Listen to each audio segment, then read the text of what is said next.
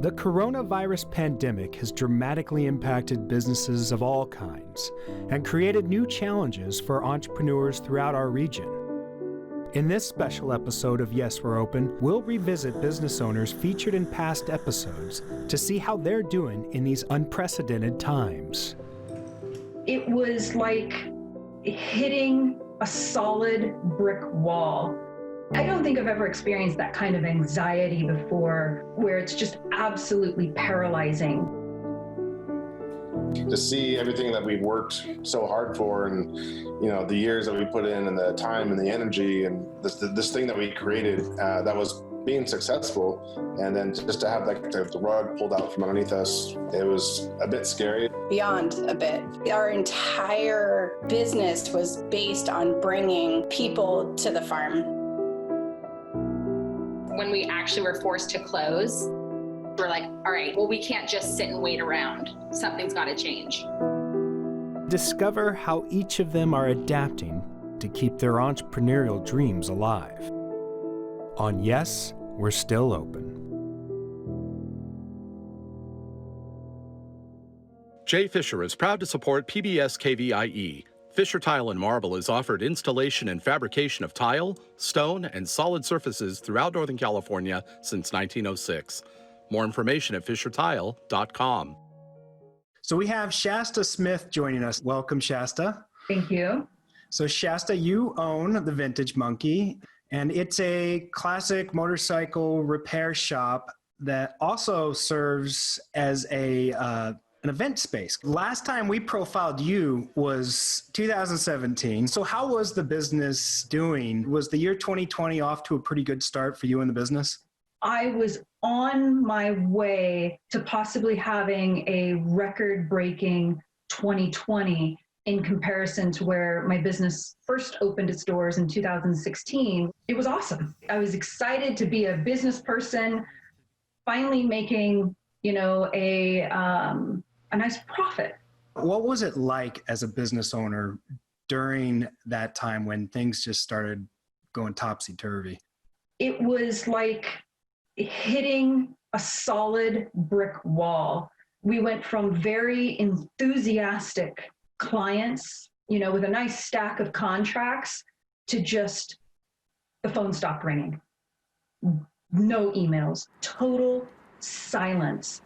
Even though we were still working in the restoration shop, it's the venue that completely shut down. The event side is approximately 60% of the revenue. That 60% revenue loss is,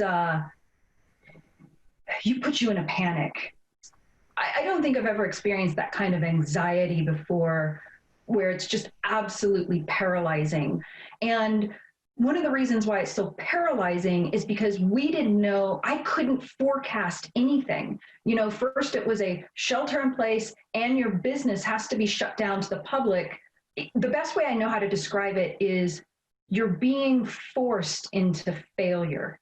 You're told you cannot do business, yet you must pay every bill that comes in. Every single month.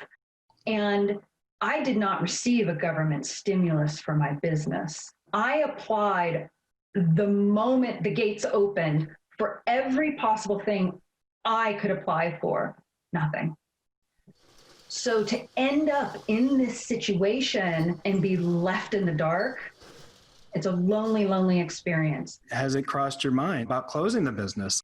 Every week, I had to ask myself that question: is it worth it? Is it worth it to keep going on? Either I'm going to just keep going forward and assume everything's going to go back to normal once the shelter in place is lifted, or I've got to make some really, really tough decisions.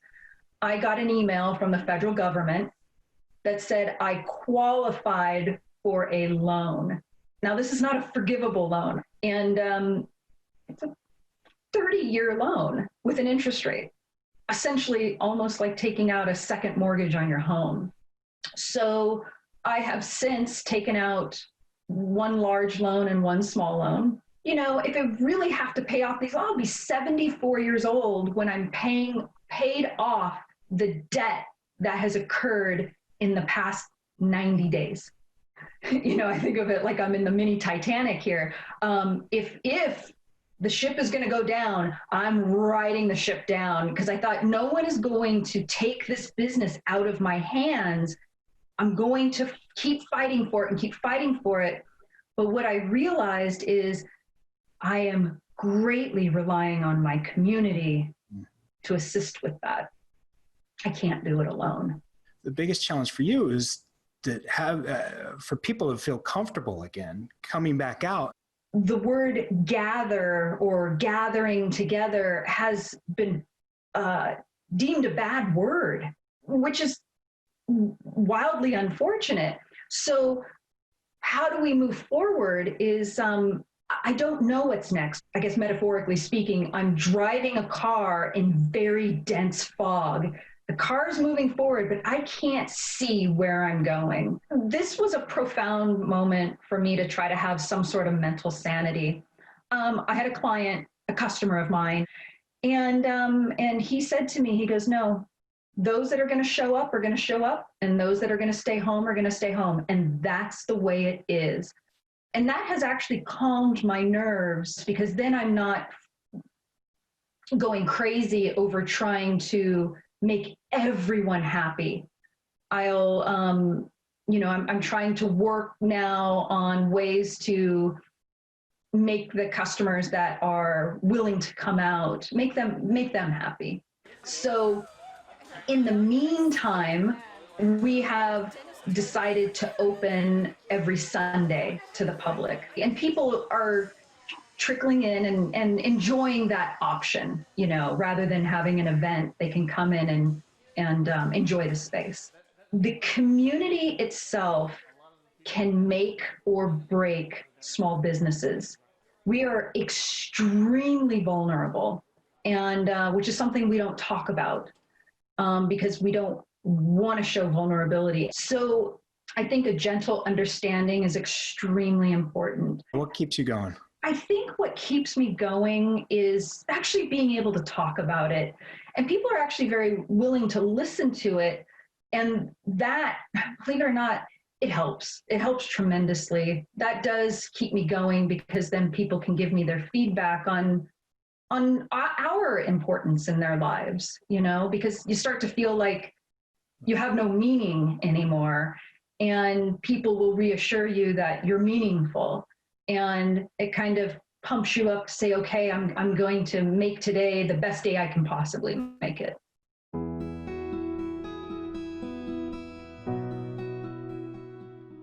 Hello, Michelle and Elena. Thank you for joining us. Thanks for having us. So you two are the owners of TEAMride in Sacramento. We profiled you back in 2016. Okay. So here we are, Oh, 7 wow. years Okay. later. Was 2020 looking pretty good for you two? I'm not going to lie to you, Tyler. 2020 was like our year. We were freaking pumped about our team, what our bank account looked like, all the things that were on the horizon as a company. And we just really felt like we were unstoppable. 2020 was just... And then what were you two feeling during that time? We just had to let everybody go other than our full-time instructors. And it was like the most heartbreaking feeling. And of course, you close and you think, I remember being like, all right, well, we closed for 1 week. Like, I can swallow that. And I told Michelle, I was like, Michelle, it's not gonna be 1 week, but probably 6 weeks. When she said that, I was pissed. I was probably like, don't you dare say that. Like, we are opening, just acting like I had some sort of control with my, I don't know, if I got angry enough, like I could make the world change. Yeah, so then it was like, oh, April 1st. And then when we heard we wouldn't be opening through April, it was just like, okay, well, we can't just sit and wait around. Something's got to change. We're like, all right, we've got to rent out our bikes and start offering streaming. So that literally happened in a 24-hour period. That Monday, our full-timers came in and we started filming classes. I will say props to our full-time instructors, because in the blink of an eye, they went from like, okay, I guess I'm going to be unemployed for a few months to, oh my gosh, we're full throttle. I'm teaching to a camera now. I get no rider feedback. Like literally everything you love about the job, that instant gratification, taken away. It's just like teaching to a device. It made us realize how much we rely on those riders, because as instructors, you're giving so much energy, and we didn't realize until teaching to camera that you're also getting energy back. So we announced our community, okay, you know, this day at this time, bikes are going to go live for rental. We had so much interest that the website crashed and they sold out, you know, in 30 seconds. Keeping that community-ish feel while not really being able to provide it has also been a challenge. A huge. And then, I mean, we're still in such a uncertain time that, you know, we're just still really unclear as to when this will ever go back to normal, because we still have a huge portion of our community that doesn't feel safe to ride. You're just talking about a complete shift in culture, because on a Saturday, it'd be 240 people walking through our doors. And it's like kind of a social, hangouty thing. And that vibe is just not there. It's not there. You know, but again, like it made us get creative. Yeah, it forced us into aspects that we had always hoped to do, but we're never going to prioritize. Yeah. So. Like the streaming service was something you were thinking before all this? For sure. I mean, 100%. that was always like in my mind Okay. like a dream future goal, like maybe one day. But being forced into it, it's like, okay, cool. Now we have streaming. How are we going to keep this going permanently? And how are we going to make it better? The sense I'm getting is you kind of like the reinventing and the challenge of that. And I mean, yes, you're laughing because I for sure do. Michelle does. Well, because what I will say, being a business owner, just kind of in general, you're kind of always thinking like, what's next? When our first streamed class launched, the overwhelming joy and sense of like, wow, we did this, and like, I'm proud of this. So having that joy of doing something for the first time really is what this is all about. And then in my mind, I'm just like, well, what else can we do, you know, online? She's probably like, oh, no. I'm getting the sense that you both are opposites almost, like, and you balance each other out. It's the funniest representation of us, but it's so true. I am the weight to her helium balloon. So like she gets ideas and just starts going, and I mean just going, and I have to grab the string, pull it back down and say, okay, that's a great idea, but what about this? Because if you let the helium balloon just go, it's going to explode, right? Yeah. So it's like, I need her to keep me sane and balanced. Right. But sometimes, you know, that helium balloon is like, I just want to go to the sky. Yeah, stop.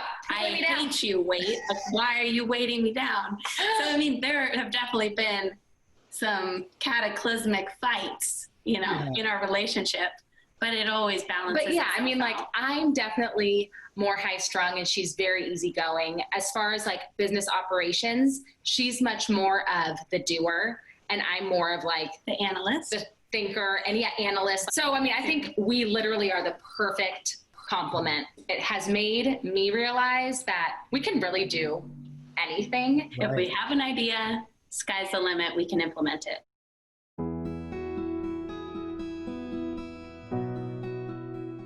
Good morning, Kathy and Michael. So you two are the dynamic duo behind Goathouse Brewing in Lincoln. Dynamic is the key word. Yes. That's right. That's right.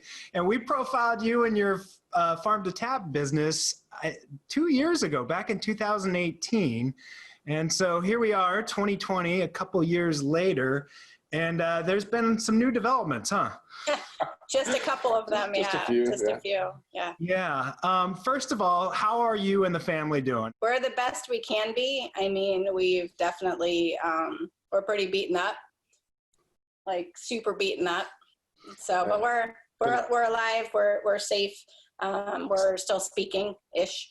It's been kind of a rough few months. We were on a trajectory. Kind of double-digit year-over-year growth. Then 2020 hits and yeah, that came to a screeching halt. To see everything that we've worked so hard for, and the years that we put in, and the time and the energy, and this thing that we created that was being successful, and then just to have the rug pulled out from underneath us, it was a bit scary. Beyond a bit. Our entire business was based on bringing people to the farm, right? Connecting people back to agriculture, back to a product, back to, each other in a community kind of based experience. And when that is basically told, that's, no bueno, right? You can't do that. There is a lot of tears, there still is a lot of tears, lot of cursing, a lot of drinking, thank God for beer. We have beer. We have a lot of beer. Yes. Yeah. And then what, right? Then you have to start dancing. We came up with a strategy of changing our business model like within 24 hours. So instead of bringing people to the farm like we did in a community way, we had to change from a to-go business, like from an on-site business to a to-go business, which we're not set up for whatsoever, because we don't distribute, we don't can, we don't bottle. And so we had to do that right away within 24 hours to keep some semblance of revenue coming in. The other thing too is it was so like day to day. I mean, it was almost hour by hour. Truly hour by hour. Right. And then you're dealing with the government, right? So there's obscure things that you have to make sense of, right? And then not only do you have to make sense of it, but then you have to interpret it, apply it, and then communicate that to your customers, right? They don't know what's happening. They don't know what's happening, so we're in an enforcement position, which is a very different, place for a small business. There's only so much control in this really, really weird time. And we won't say it's the new normal because this is not normal. This is weird. Did you guys have to close? Technically, we never closed the business. We closed the business to customers on site for sure. And then everything that we did was to go. It was a to-go basis. So people can come, grab a growler to go, but we weren't set up for that whatsoever. So we had to put the infrastructure in, put the online system in that people can order. So we're filling growlers. We're running out of growlers. And once we ran out of to-go growlers, then we would be dead in the water. We would have nothing to sell anybody, and then we would officially have to close. Wow. So we made it to our last case before the next shipment came. Yeah, it was pure survival mode for sure. A lot of scrambling, trying to figure out what to do next and how to keep things going, keep the lights on, keep beer out there to people, and keep people safe as well in the same process. So tell me about, I guess, dealing with that challenge of just, trying to get people to feel comfortable to come out. And we want to make sure people, have a good time, but we want to make sure people are safe at the same time.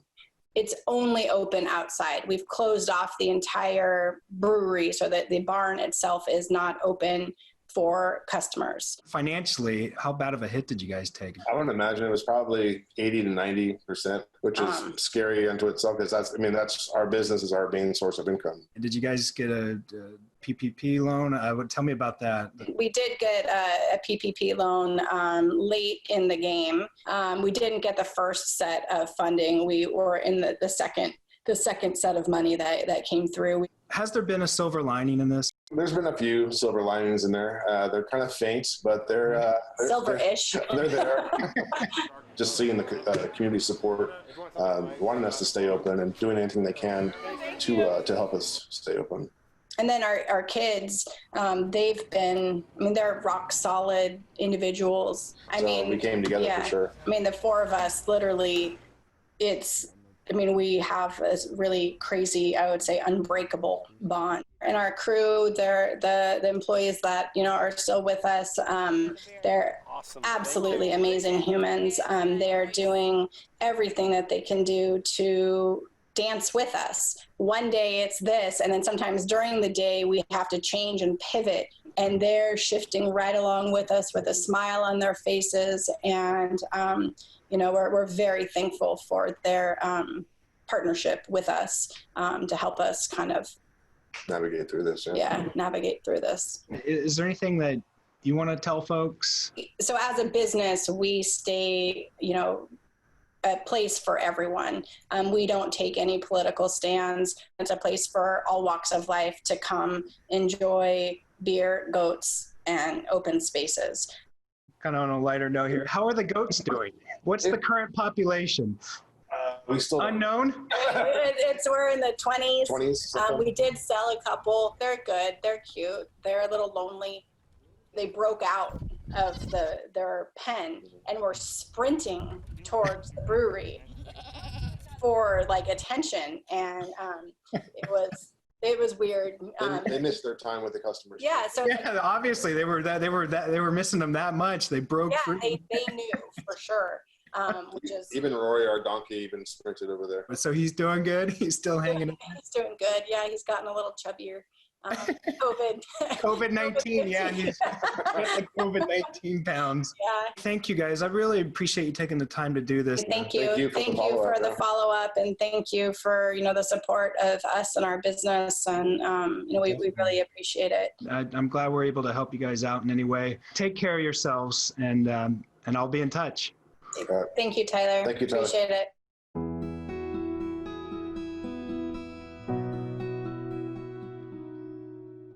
Hello, Suleika. Thank you for joining us. So you are the owner of Thai Basil and Veg Cafe, and we profiled you back in 2018. First of all, how are you doing? Are you hanging in there? You and the family doing okay? We are doing well. We are healthy, knock on wood. Everybody in the family is well and healthy, and that's all. That's a blessing. How are you feeling during the early days of this pandemic? It's a roller coaster. It's just every day is a different feeling, really. It's a cowboy style. Everybody doing whatever they think is the best they know how. There's no guidelines. There's no regulation. It was March 19 when they announced that they're going to close all the businesses. And then they said the restaurant can stay open for takeout. And during the time, I worked out pretty much the new procedure, how to order safely and how to order online, all that stuff. For the first week, the idea was just sell what we have, because we have a lot of perishable vegetables, meat. So we packaged them in a small bag for $3. Even our curry, we just put in a container, like a 16-ounce, 8 ounces containers. And we have great customers. They come in, even say, hey, you have anything that you want to sell, we'll buy it from you. People come and ask for TP, and we said, okay, we have TP. You were even selling TP, huh? Yeah, we were so surprised how much business we got. We got busy enough, and then I text my staff and said, who wants to come back to work? This is all volunteer, and we were so lucky. Most of our staff, I would say 95% of our staff are willing to come back. And then when I bring my staff back, that gave me some time to think, how do I want to deal with veg? How do I want to manage it? Because if you're familiar with our restaurant, veg is on the second floor, which is more challenging for customers to come and pick it up, the food, because the stair is pretty narrow. I don't want people to bottleneck and get very tight closed. So I said, why don't we just have people come and pick it up at Thai Basil? Hi there, how's it going? And it was exciting for me to learn all this new procedure. It's almost like open a new restaurants again. It's kind of like new breath of fresh air, to the business. And when we were just about ready to think about we're going to open up, the riots. The police were right out front, right? I mean, that's where everything was. Like 50 or 60 police right in front of our building. And we were so surprised how little damage was done in our block. But it did shake up the whole entire community.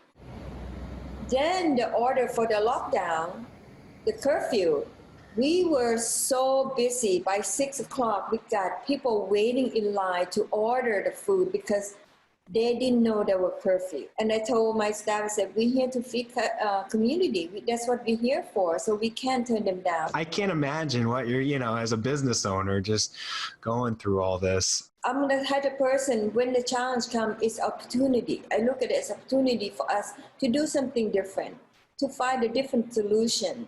Just like anything in life, you resolve or you adapt or you just give up. Do you feel like there's been a silver lining? Always silver lining. The silver lining is that people are so appreciative and very kind and very generous. In the midst of crisis or chaos, we come together. Our business has been around over 25 years, and we've always been supported by community through and through. But for the business to sustain, it is the support from the community is the most important. So I encourage the community to come out and patronize the small businesses. We feel that we're an important piece of the puzzle, and we want to remain here. It's been pretty, I would say, special because we're a lot of people's what they term happy place. Their worlds have been rocked.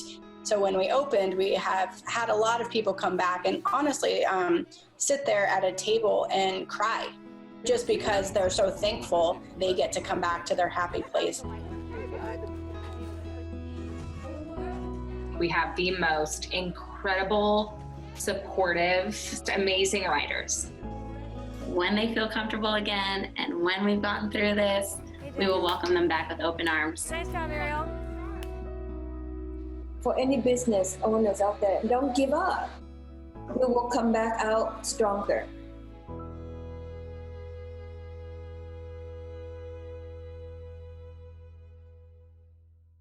Jay Fisher is proud to support PBS KVIE. Fisher Tile and Marble has offered installation and fabrication of tile, stone, and solid surfaces throughout Northern California since 1906. More information at fishertile.com.